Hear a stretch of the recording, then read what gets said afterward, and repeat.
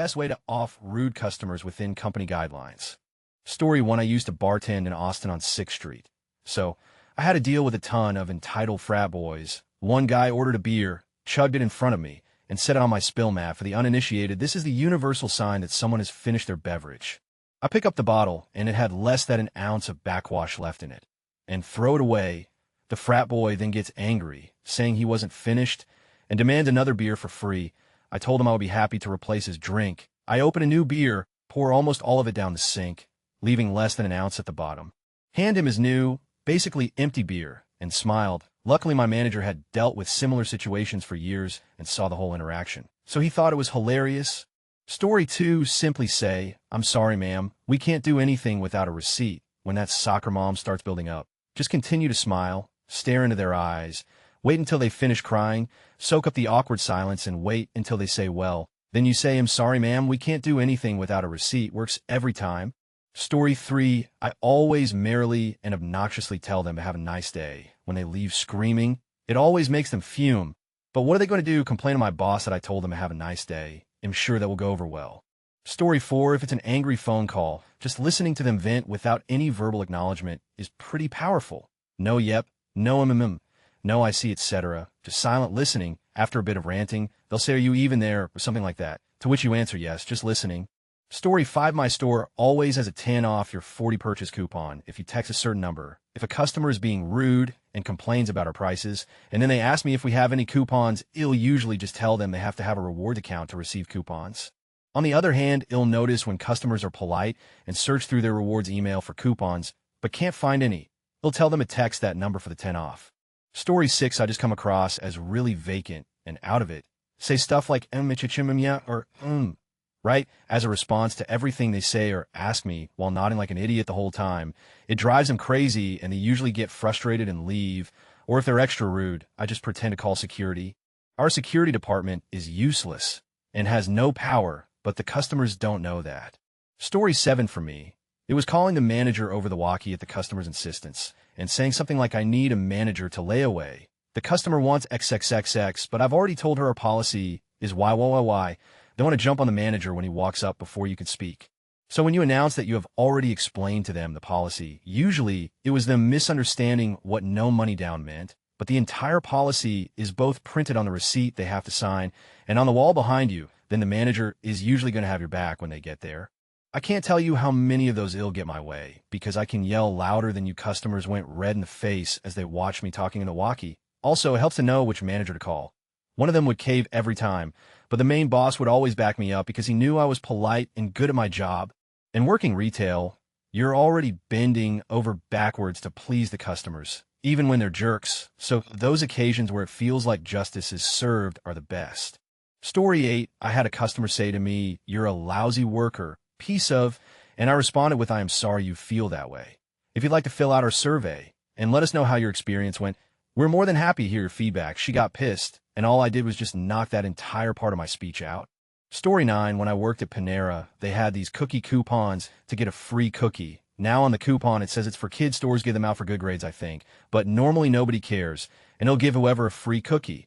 Unless you're an "I'm so sorry those coupons are for kids in school," and not allowed to accept that from you. Sorry store policy. Story 10, like I said, when they start melting down and repeating the same thing. One lady nearly ran me over in her electric cart when I spat that one out at her, when she kept insisting that I point her to a functioning wall-mounted scanner. There were none. I had one lady today that just started screaming, "There's 3 your website," said, "You have 3," while waving around several pages with pictures and info for various items she was looking for. Story 11, I work retail. A group of women were pissed at me. They were saying, "Let's leave these items here, so I will have to pick them up." They sarcastically talked to themselves about putting items in their purses because they thought I was watching out for theft. I went to a manager and explained what these upstanding citizens were doing. My manager said he would talk to them. I walked nearby during their conversation because I actually had to walk that way. I knew exactly what they were talking about, and I kept a huge smile on my face. They were absolutely furious at my smile and kept saying, "That is so unprofessional. That is so unprofessional." Yeah, ladies, you clearly set an example of professionalism by making a mess in a retail store and talking about stealing items, but in the unprofessional one for smiling. Story 12, I worked at a private clubhouse for 3 years in community. They loved having huge parties in the ballroom of the clubhouse. There was a wine tasting event. Their contract for the event stated they were to be out of the room by 9:30 p.m., giving the staff enough time to clean. At 9:30, only one table of people were left, mostly HOA board members. Drinking and taking, the rest of the room had been cleaned, and it was time for them to leave. I started turning off the lights on them. The started complaints about how they pay for the amenities and should stay as long as they wish. I replied back by saying event contract states end time is 9:30 p.m., nothing more, and just started cleaning. Nothing gave me more satisfaction than 7 pissed-off old drunk people mad about a contact they couldn't fight. Computer says no. Story 13 worked in a copy print center. Your documents had to be ready to be copied the moment you walked in the door. Staples, paper clips removed, those sorts of things. If you didn't have your print ready, it was a $1.20 per minute charge to get it ready. We hardly ever charged anyone this fee unless they were rude or a problem customer. If we did charge it, we called it the tax. Story 14, slow responses. Overly kind and understanding responses. Repeat and rephrase what they're saying to you. Compliment their extensive profanity vocabulary. Story 15, I used to give them obnoxiously pestering, helpful, and persistent service. Need any help with that? Well, let me get that for you. When they clearly could have managed it by themselves, let me list off every single option for you. Have an absolutely splendiferous day. What are they going to do? Call in and complain that they got the best customer service they've ever had. I channel my best, annoyingly happy Ned Flanders.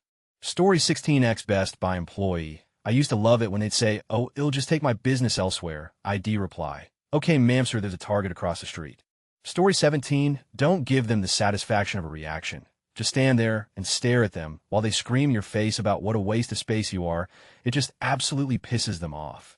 Story 18, when a customer gets grumpy or rude with me, I just say at a level high enough so people around us can hear SIR. I'm going to have to ask you to stop raising your voice at me. Usually gets people to take a quick look around to see if anyone's heard, and they usually shut up and stop acting like an asshat. Bonus points if they start being super dramatic. Story 19, you're legally allowed to turn down any alcohol sales. That led to some great confrontations. Sure, you piece of ill, come stop. What I'm doing to tell you why the date on the box doesn't match the date on the bottle. They probably don't make cardboard in the same place they make beer. We have checkups twice a week. The beer is fresh. Shut up or get out. But I will definitely help you out all 15 minutes until you get to the counter. And I can tell you, sir, I can't sell that 6-pack to you because I smell alcohol on your breath, and I saw you stumble back there. Completely legal, petty as, and fun as. And to be clear, I realize discerning beer enthusiasts do want fresh craft beers. Not that's been sitting there for 6 months. Not who I'm talking about. Clear difference with the Story 20 rule in our one, stay super calm. Agitated people hate that. Also stay super polite. High road city. But most importantly, know the policies and rules by heart so you're 100 confident and in the right when rude try to get you. And if your manager is competent enough, memorize what they say and do in those situations. So when the customer demands to speak to the manager, he will give them the exact same answer that you've already politely given them. That should well them off. Story 21, working in the fast food industry. I had a customer ball up their 10 bill and throw it at me to pay. So I smiled, put the cash in the tray, and when I made the $1.98 of change, I grabbed 98 pennies, then I accidentally dropped all of his change on the floor while I smiled and said, "I'm terribly sorry, sir," as he picked up all of it. He called my manager up, and she looked at me and said, "All well," then walked away. Story 22, I sell health insurance in a call center. One time, a guy got super angry at my coworker and told him he was going to come to our city and fight him. My coworker simply responds, "Okay, if you want to go that route, let me offer you some life insurance as well because you're going to need it." Story 23, look them dead in the eyes while they go on their tirade. When they are done, respond at the end as genuinely as you can, interesting, and then proceed to do your job exactly as you would have anyway.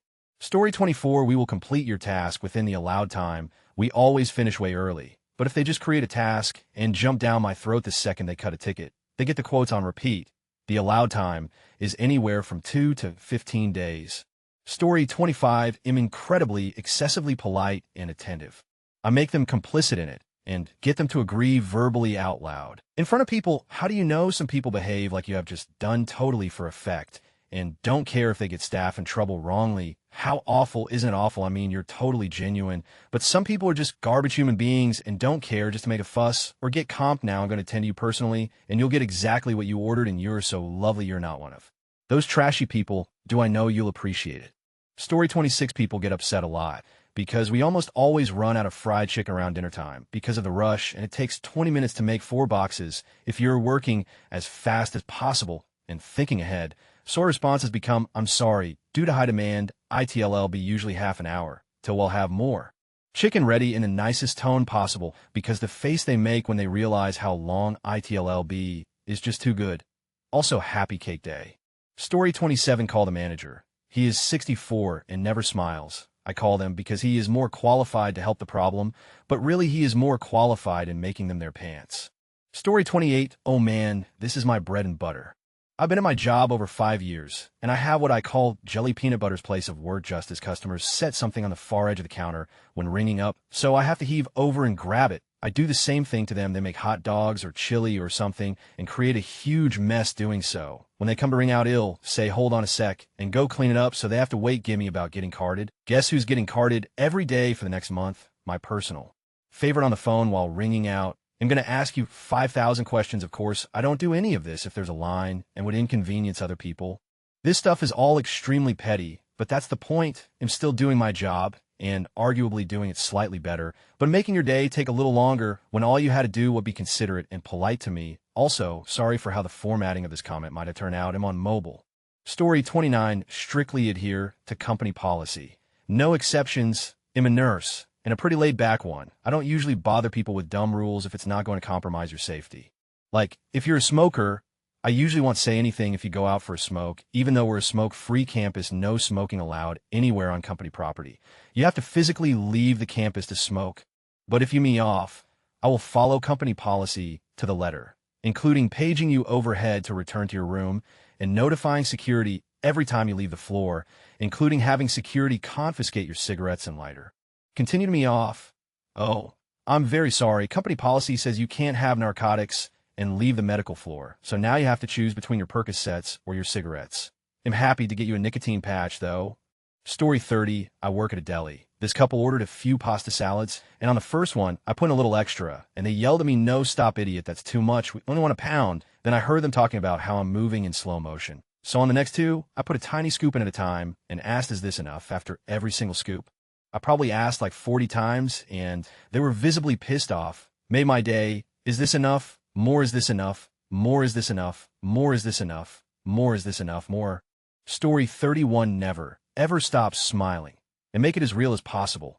These people are mean because they like seeing their pseudo-slaves uncomfortable, and being completely unfazed throws them off their power trip. After a while, your smile will become robotic and yet genuine somehow.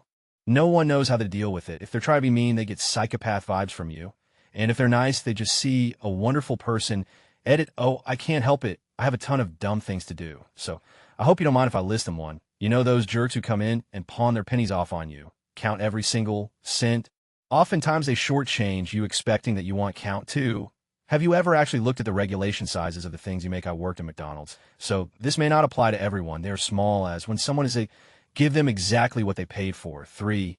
Follow all of your helping requirements. Repeat everything they order back to them as they ask. Then repeat it to them again. When they are done, upsell everything they ask for and ask them how they are enjoying the food as soon as possible. 4. Make their food fresh just for them. Nothing irritates more than a quality meal over a quick meal. Story 32, passive aggressiveness. I work at a rental car company that has a customer tier system, which pre-assigns customers that provide us with their information beforehand and rent with the company on a regular basis. This is a free service, but these customers act like they sit at the right hand of God himself. So if they can't immediately find what slot their car is in, they'll come in angry with a phrase along the lines of, I don't know why you guys can't seem to do your job, but my car hasn't been pre-assigned yet. So I need you to hurry up and fix that for me. It'll pull up their rental agreement, which almost always has been pre-assigned. Tell them their spot number, and say it also sent you the email confirming your spot number, and your spot number is on our electronic board. If you have text notifications, it also texted that to you as well. Have a nice day. I get so much satisfaction by just making customers feel absolutely stupid when they act like. Story 33, when I worked retail, I used to always tell rude customers who happened to have Please See ID written on the back of their card that my store can't use that card for payment unless they sign the back of the card with a matching signature on a valid government ID. You'd be surprised how many people have expired licenses. Can't use it, sorry.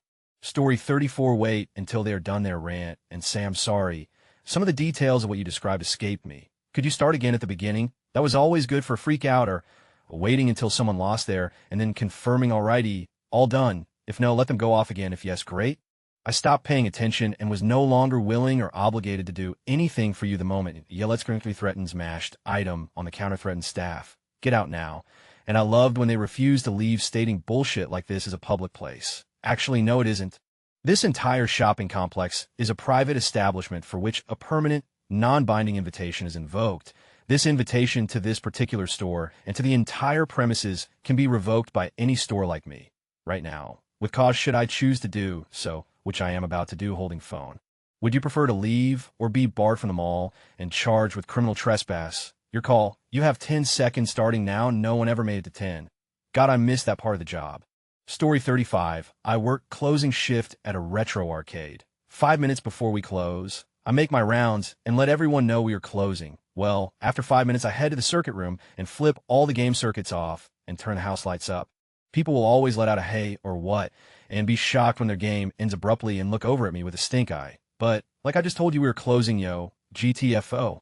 Story 36. We have noticed that you've made several trips to our store today. While we thank you for shopping with us, I have been asked to assist you in finding everything you need so that you need not return to us once more today. Red, we noticed you've been here several times stealing stuff. So I'm going to follow you around to make sure you don't take anything. And when you're done, don't come back. Story 37. Unfortunately, there's nothing else I can do for that. Is there anything else I can help you with today? Same thing, unfortunately, because reason, usually customers' fault for one reason or another, I can't do anymore. Is there anything else I can help you with today? On repeat. Bonus points on calls where the reason was the customer trying to get me to lie for them. On a recorded call about something that would definitely be caught on. Story 38. Not customers per se, but when telemarketers call my office, I ask them to please hold, and then I put the phone up to my PC speakers and play Cotton Eye Joe. Story 39. Keep saying sir or ma'am at the start and or end of every sentence. Smile and look them in the eye and don't break eye contact and be as uncomfortably attentive as possible. Story 40. If you turn to page 734,654 and read clause 1,345,894 of the terms and conditions that you agreed to when making that transaction, you will see that it clearly states, oh, you didn't read the terms and conditions. But I can see that you ticked the box indicating that you had before you did XYZ. People really hate TCs. Story 41. Telling anyone who's up in a fuss to please calm down immediately boils their blood, no matter what the context. But it should only be used in scenarios that could be considered absurd. Story 42. Back when I worked in a call center, I used to love it when people rang and kicking off about something, but would refuse, couldn't to go through the security questions. You can just nope them, even if they ask to speak to a manager. Story 43. Tell the customer that they have to pay the maximum fee for lost their parking ticket. Realistically, you could find a way to lower the cost, or just let them through, but not if they're A. Story 44. I spent so much time working in retail CS when I was younger that I treat folks like humans and have rarely had a bad experience. I never used to want to bend over backwards for, so I never play the part of it works. Story 45. When a rude customer would call the store, they would be placed on hold, and then I would pick the phone up, asking them questions as to what year, make, and model their car was. Then each time they say something, repeat back to them something different. A customer says it's a 94 Ford F-150, and I would reply with, you said, that's a 04 Chevy Blazer. I'm sorry, sir, I can't hear you well, and just keep doing that until they are infuriated and hang up. Story 46. When I was working at McDonald's and had a particularly rude customer ID, make sure to always give their change in as many coins as possible. Doesn't always work if they use card, for example, but seeing them try to hold a handful of 1, 2, and 5 coins is nice payback in my eyes. Story 47. When I worked at Disney, I would give them the biggest smile and put my tone of voice in a registers meant for dogs, just to say have a magical day. All the cast members backstage agree that have a magical day in the fakest voice ever is code for you. Call them sir and be terribly polite. Us Australians are an informal lot, and we use it as a sign of respect. The more we like you, the more we joke around. If we turn on the politeness, however, it generally means we think you're a pathetic little diva. They can't actually complain because you were just being polite and helpful, but they know, they know. Story 48. The line I used to use was, well, you would have been aware of insert issue here, as it is clearly in the terms and conditions which you read and accepted to before opening an account with us. Story 49. I have a small emotional problem quirk. When people get angry at me, or raise their voice, my emotions just turn off completely. That seems to really make people even more angry. When I worked retail, I noticed that customers would fume that they couldn't get a rise out of me. Story 50, when I worked at Staples, and a rude customer wanted a big box of electronics like a TV, a computer, or just a bunch of stuff that I'd have to go to the back store and look for them. I'd take my sweet time and fail to find stuff a couple of times. Like I'd come back to the front where the customer would be waiting for me, and I'd write the number back like I misspell it the first time. Or maybe simply go back up front, tell the customer I'm sorry, and I'm happy that they're still waiting because I think somebody had to put those boxes somewhere else, or they're actually still being treated on the docks. Give me a couple minutes for us to scan them in, or some bullshit. They would be fuming because they probably knew it wasn't true, but that I was actually still doing my job and letting them know why it was taking so long. It was not frowned upon where I worked because, yes, a lot of times stuff got stocked at different places, and sometimes it was hard to find the right boxes. So you'd milk it a bit, and if the customer would ever ask a higher up to go check on what I was doing, I'd just say, found it. Wasn't the box I was looking for, and then come back with the manager up front to the customer while the manager would explain why it took so long. It was a really great fail-safe to have, honestly. Staples, your mood does not match my pay grade. I will end this call now. As a public servant, I don't have to put up with everything. Story 51, just stomach-turning sweetness. Absolute must-be-on-drug smile and stare, and a whole lot of in your most valley girl. Annoying, peppy voice, oh, I'm so sorry you feel that way. Unfortunately, it's out of my control, smile, smile, smile, while they lose their mind, and you constantly say, oh, so sorry, yeah, no, I still can't do that. Gosh, when they leave, be sure to give them a nice, loud, peppy as I hope you have an amazing day, ma'am. Story 52, if you're dealing with multiple customers, let the rude customer see how well you treat the other customers around them. Find your footing on that line between ignoring the customer and serving them. Story 53, just follow policy. Most corporations' customer guidelines are for the company, not the customer. When someone is being I show them the policy, then apologize while grinning. Story 54, there was one guy who came in regularly who hated me. It's a long story, but he's the only customer I've ever yelled that he was cussing in front of kid. Anyway, he kept coming in, and I decided to kill him with kindness. He kept getting pissed, and finally it got to the point where management said you can keep coming here, but only if you agree to not talk to Swanningswin. And hell agreed to not talk to you. This worked out fine, until one night I was closing alone, and I just ignored him. He stood at the counter for 5 minutes, and finally said, are you going to help me or not? I paged a manager to come to the meat department. Then in the most annoying way possible with the guy right there, I said to the manager, sorry, I'm not allowed to talk to him. And he isn't technically allowed to talk to me. So could you ask him how I can help him? The entire order went on like that. I'd ignore what this dude said until the manager would say it. The guy was getting so pissed. It was so satisfying. He didn't come in for about 6 months after that night, and I only ever saw him one more time before I quit. Story 55, I used to work at a liquor store and had a lady buying a handle of vodka tell me I could buy this down the street for much cheaper, to which I replied, you're more than welcome to. She got so indignant. You know what, I think I will, and stormed out. What was I supposed to say? Explain how we don't get as big a discount because we don't buy as many cases. Magically change the price just for her and I.